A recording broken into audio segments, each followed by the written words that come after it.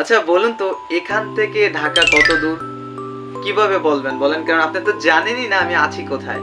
বিষয়টা হচ্ছে এ ধরনের অনেক কোশ্চেন কিন্তু আমরা বাংলাতে করে থাকি। এখান থেকে চট্টগ্রাম কত দূর, ঢাকা থেকে চট্টগ্রাম কত দূর, অথবা তোমার বাসা থেকে কলেজ কত দূরে, তাই না? আমরা কিন্তু এ ধরনের অনেক কোশ্চেন করে থাকি। সো আজকে এগুলার ইংরেজিগুলো কি হবে সেটা কিন্তু আমরা জেনে নিব 2 মিনিটের মধ্যে। যেমন ধরেন, আমি যদি প্রথমেই আপনাকে বলি যে এখান থেকে ঢাকা কত দূর। সো বিষয়টা হচ্ছে এই কোশ্চেন ফরম্যাটটা গঠন করার জন্য আমরা যেটা করব সেটা হচ্ছে হাউ ফার। হাউ ফার এই ফ্রেজটার ব্যবহার করব। তারপরে খেয়াল রাখতে হবে আমাকে অবশ্যই একটা অক্সিলারি ভার্ব দিতে হবে।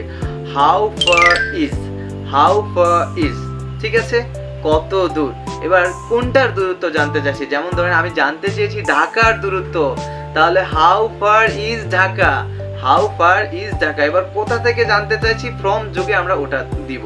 যেমন how far is Dhaka from here, এখান থেকে ঢাকা কত দূরে।